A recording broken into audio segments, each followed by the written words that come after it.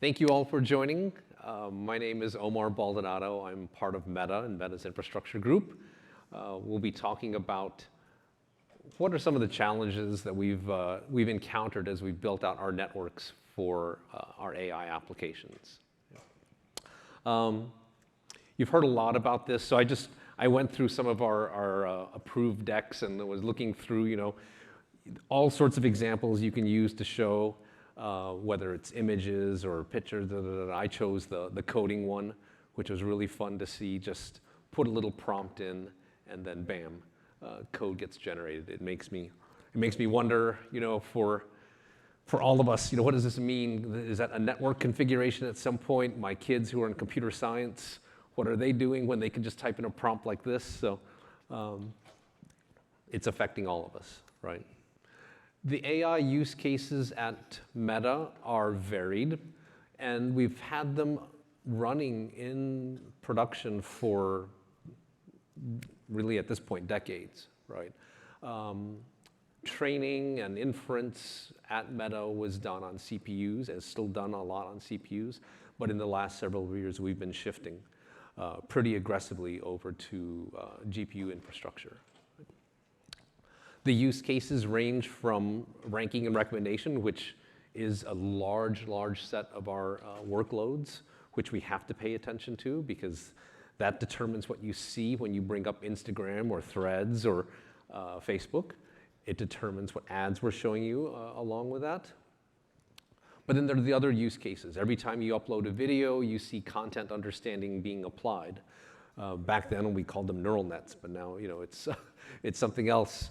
But it is still that's machine learning that does the speech to text, that does the detecting of content that isn't legal or is offensive or unsafe in some way. And of course, now the latest part, the generative AI around images and text and large language models. So the reason I spent a little bit of time on those use cases is that they present really challenging requirements for the infrastructure. And they are moving at a pace that is unbelievable for those of us who build infrastructure. And we don't necessarily see a lot of convergence in a lot of those models and the use cases. So how do you build infrastructure? That's probably our challenge number one. How do you build infrastructure that's going to accommodate and somehow be ready for those use cases over time? Just to take an example, delve in a little bit, I'll highlight a little bit later. There are many talks, many blog posts that you can find from Meta where we've gone over the details around some of this. So I just want to highlight a few things here. Large language model training. And you can see these are on 1,000 or 2,000 GPU clusters. All these numbers are based on NVIDIA A100 GPUs. But the amount of infrastructure to train the large language models that came out that we've released over the last 6 months, right? You can see here, it's zettaflops, right? I had to kind of make sure. I was like, okay, zettaflop, let me go make sure. 10 to the 21st, what does that mean? How's that all going to kind of go? And this is what it means. This is one of our very important use cases, but this is the type of requirements it puts onto the infrastructure. One of our targets is to get a 20 exaflop per second cluster up and running so that you can do the equivalent. You can train the same model, Llama, on 65 billion parameters in one day, or less than a day, pretty easily, right? So some of the models that we trained earlier on some of our earlier clusters, they were taking days, weeks, which is fine because they're foundational models that we're gonna crunch through and then we can release them. But now we want to be able to shorten up that time so we can run and generate these models within hours. Probably you may have seen some of this before. Again, I'll put up some reference, but basically it tries to represent the requirements that the different models have along multiple dimensions, whether compute, memory, size, network. And what you wind up seeing when you kind of put on all of the models and their requirements, you get this really, really interesting just spread across the across the graph, where large language models, very important and key, are very different from the also very important and key ranking and recommendation models, right? Even inference itself, you think, okay, inference. If you know training and inference itself is divided into stages, and it has its own diverse challenges, right? So I'm going to do just a quick audience participation here thing. I need one person to volunteer to answer a question. Nothing too personal, but I need just a volunteer. Anyone here, raise your hand. Just want to ask you a question just to talk about inference a little bit. I'm going to call, okay, thank you for raising the hand. Tell us kind of what one of the great things you had for breakfast, who it was, and who you had it with, where it was, and what it was. My wife, eggs, bacon, and last question? Where? Los Gatos. Los Gatos, okay, perfect. So thank you very much, Sharif from the Meta sourcing team, but he did not know what the question was, right? So, but to talk about inference, some people think, okay, you take a model and you apply it, right? But there are actually different stages, right? So Sharif had to kind of sit there and think, like, the first part of inference, pre-fill, you think, what am I going to answer? And that's actually very compute intensive. You can have a little bit of delay while Sharif thought about this, right? You can have some delay. But then when he's talking, the decode part of inference, you want it to be pretty quick, right? You don't want like seconds between each word that you're saying. Your inference can take a few seconds, hopefully not too long, but then the actual interaction should be pretty quick because it's supposed to be speech, it's supposed to be natural coming out, right? So inference itself is fairly complicated. So you'll see inference, prefill, and decode actually have very different requirements on here.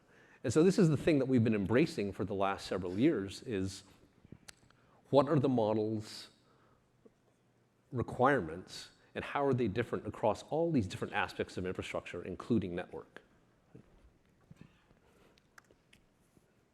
So how did we wind up trying to aggregate all those into different solutions, right? So we basically took the ranking and recommendation training systems and designed a flat fabric, pretty large, honestly, pretty large, but it runs multiple jobs all at once. You can think of it as like the AI cloud where different ranking and recommendation jobs get submitted. Constantly, these are being run across our infrastructure because all the different applications want to, they have ranking that Threads or that Instagram or Facebook wants to show. Their ads are being run, they're showing. People are uploading videos, we need to kind of rank and assess those. So many jobs are running on these ranking clusters. Kind of the workhorse for that is a 4K GPU cluster running Ethernet and RoCE. And we've been deploying these for the last several years, right? At the other end, large language models, the clusters for those are not like this AI cloud where I'm going to train like hundreds or thousands of foundational models a day. Like this is something where I've got a few big jobs that I want to run. They're going to occupy the entire cluster on the order of, let's say, zettaflops a day that are executing. These are the designs and the deployments that we're working on right now, where we're building out both InfiniBand and RoCE clusters, 32,000 GPUs they can support, all for large language model training, right? So this is the design for one of the InfiniBand clusters. This is the design for the Ethernet RoCE cluster, right? We talked earlier about, just go back here. We talked earlier, Meta shared our research super cluster. I think at this point a couple of years ago or a year ago. That was also an InfiniBand cluster, 16K. But now we're taking that to the next step and building more. Okay. I've been referencing different times where we've shared, whether through talks or publications. I just wanted to kind of highlight how important it is for all of us we take it personally meta for us to share the learnings that we have had on building out our AI clusters. It's not like there are a lot of run books out there or like reference design books on building 32,000 GPU clusters, right? So it's really important, not just us as operators, but working with all of you as, whether you're an operator doing something similar or whether you're a vendor who's partnering with us, we really want to be able to share this information. And of course, we're at Open Compute, right? So this makes sense, and it is something that we feel strongly about. We've been open with our systems, networking systems, here at OCP, the AI systems, which you can see, as well as the rack designs. But we've also been open with our models and our designs, right? So I put just some quick references to, if you go to the Meta AI blog, there are things like how we've been changing around our infrastructure. There are the models, of course, that we've been releasing out to the community. And then there are a whole bunch of talks and blogs that go in depth on different parts of infrastructure we've been building. And we continue that. Of course, here at OCP, if you didn't, there's been the AI special track. One of the talks went on today on AI use cases. And then we've got another talk on traffic patterns in collectives. Right, so I know there are a lot of talks on AI, but we really feel like it's important to kind of get that information out there. Okay, so that was challenge number one. We have to build out infrastructure to handle diverse use cases from the models, right, and anticipate their evolution.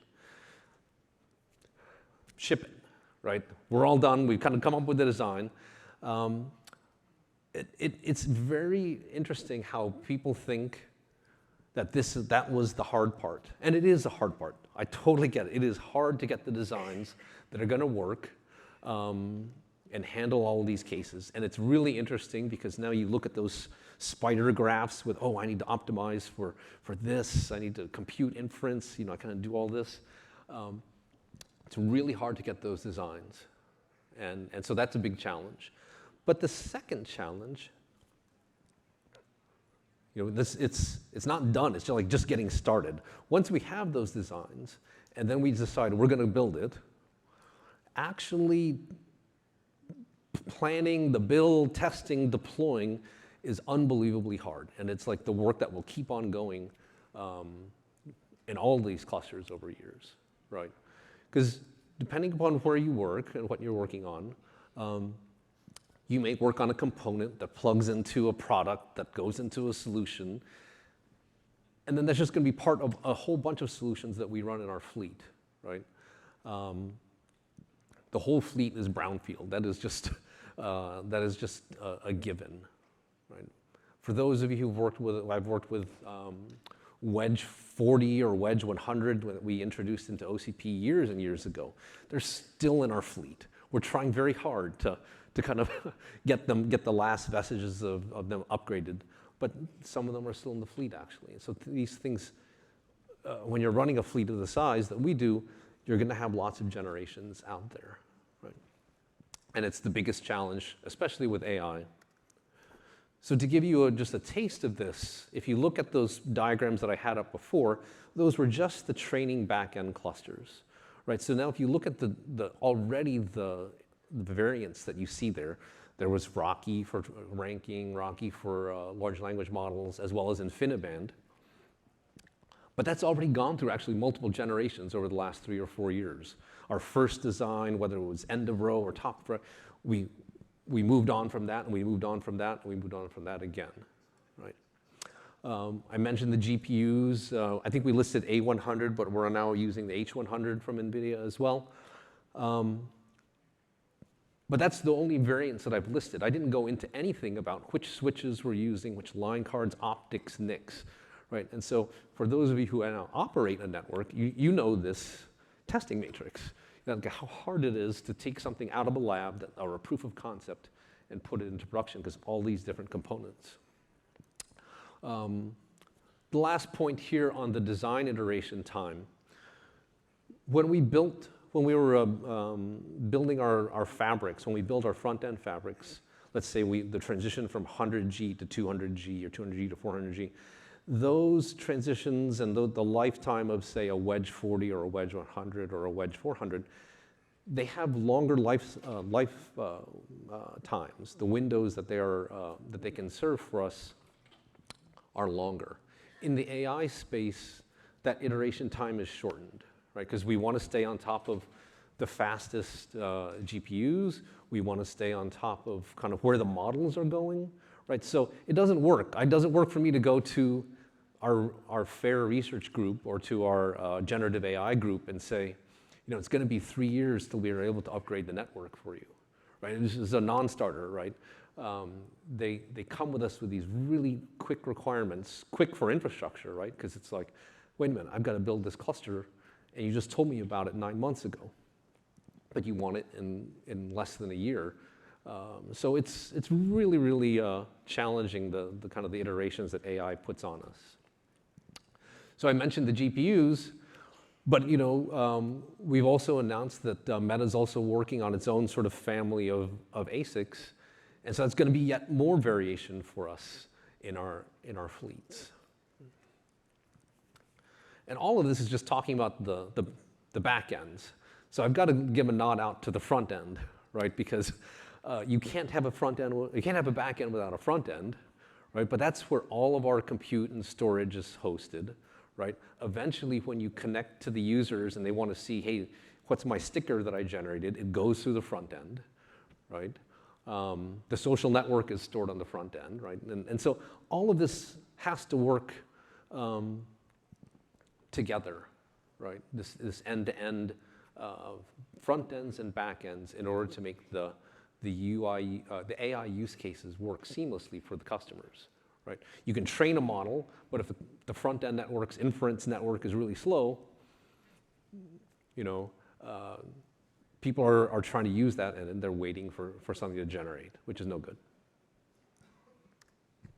All right, so how do we, there are many different ways to address this explosion, testing matrix, this explosion of different options. I'll just mention a few things here. How are we doing? Good. Testing and benchmarking. This is actually one of the areas I'm really, really excited about because this is where you get that real exposure to the performance of the different layers in the solution, right? How fast are the different layers performing? Where are the bottlenecks? Kind of the geek, scientist, nerd in me, like, oh my gosh, where is that bottleneck? Let's see if we can optimize that away. Testing and benchmarking is how you figure that out, right? You can get something to work, but where can you really squeeze out that 20, 10, 5% more? And it's through working at these different layers. From an openness perspective, a bunch of the, actually, hold on, let me just go back there. A bunch of the things that we have here, obviously PyTorch is open, we've pushed that, the models are open, but we've been opening up different software here that's going to help us do joint benchmarking and testing that we can start to work with other companies, other operators, as well as vendors on, so you can see this is what we need. Again, just a reference, I'm not going to go into the details of how these work because we've published them into academic or industry conferences. We have a working group going on, lots of videos. We will continue to invest more in this. I can't emphasize enough, testing and benchmarking is such an important part for all of us because it's the only way that I can really kind of ground it that, hey, this is going to really help our models and I can prove out what's going to matter for us. We do this actually a lot internally too. This is not just upon the vendors and our partners, right? Anytime we make a tuning or a change to a configuration on a switch, anytime we change our SDN controller to do something, we want to make sure, did it work? Did it mess something up that we don't see in the end-to-end, right? Anecdotally, there was one example of we'd done all this tuning and we saw that it was going to address one part of the bottleneck, but then it increased memory, it used more memory, and that caused more memory pressure in some other part of the system, and it backed off, and so overall training job time slowed down. You're like, oh, okay. Without those benchmarks, you could just kind of go rushing in, putting in a solution, whether it's a hardware component or software change, and not realize the overall effect on your jobs. I also wanted to say, this was an interesting thing for us to help us move fast as well, right? Is to retarget hardware and software that we already have and have them being used in the back end, right? So if you've been with OCP networking, by the way, it's OCP networking's 10-year this year. So for the last 10 years, we've been working on these white box switches and opening them up through OCP layers of software, whether SI, and for us, we use SI with FBOSS on top. Those are heavily integrated and deployed as part of our AI clusters, right? The top of rack switches, the OCP switches, run FBOSS and SI, and Wedge 400 and Minipack 2 are front-ending A100s and H100s. Just another example, the operational system software that we use that we've used in the front end, we've had to adapt those to the back end, right? It's a funny story, because when we were first building our AI clusters, the team, I see some of you sort of smiling here, the team said, we've got to make the back ends as good as the front ends. Because the front ends we've been deploying for years, they were like really humming, and our first ones were really quite manual. First back end clusters were quite manual. We've got to make it better. So we got it to be as good. And then we realized actually that the back end clusters are more demanding in some ways, right? Because anytime a line card is down, we've left it drained, out of service for too long, it's bringing down the number of petaflops or exaflops that the cluster can handle. So we've got to be really fast in terms of replacing hardware, detecting that it's down, getting it back in service. So a lot of our software there, operationally, we've been tuning down to kind of get the SLAs up for the back-end clusters. So finally, after the retargeting and testing benchmarking, I want to just say it all comes down to people, right? Just some examples here. Like, we wanted to update our buildings. Our buildings were designed not for the dense AI use case. We had to kind of say, wait, how are we going to cram this many more kilowatts, this much more fiber, and change the cooling? How does it fit in the cooling? So we brought in some of the engineers who built those buildings in the first place and built those networks in the first place and said, hey, please start solving this for AI. We needed an SDN controller for our training clusters. Well, we've done a lot of SDN work over the years. So we brought in folks who didn't necessarily have AI experience, but they had routing and control theory experience. And now they were writing the SDN, from our backbones. And now they're writing the control systems for some of our backend, for our AI clusters. Finally, the operational debugging, right? It is the ultimate haystack, these AI clusters. Where are you going to find the needle in that haystack that's causing my 16,000 GPU, LLM to be slow? And it could be a buffer here, a NIC there. It could be a flapping thing here. It could, who knows what it is? We've got engineers who've been working for years on debugging large distributed TCP applications, and they know how to kind of trace is it the NIC, is it the PCI bus, is it something else? And they've just jumped right in, and I think have really enjoyed the challenges in the AI clusters as well. So my ask to partners now, those are some of the people side. For those of you who work with us, let's work together on common testing and benchmarking. Where can we reuse some of the hardware and software that we've developed before? And then overall, just understand that if you've developing product and it's part of a solution that you've developed, it's going to go into this larger context of a fleet.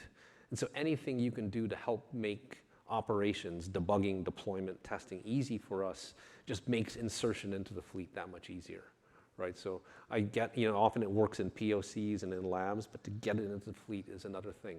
So making that easier is really helpful. In closing, I did want to, let me just recap some of these things. Evolving, changing model requirements, heterogeneous fleet, testing, software, benchmarking, component reuse, and people. All the work that I've been describing, I got to give credit to, there are a number of our teams that have been engineers who've been working on this for the last 4 years, but it's really ramped up the last couple of years.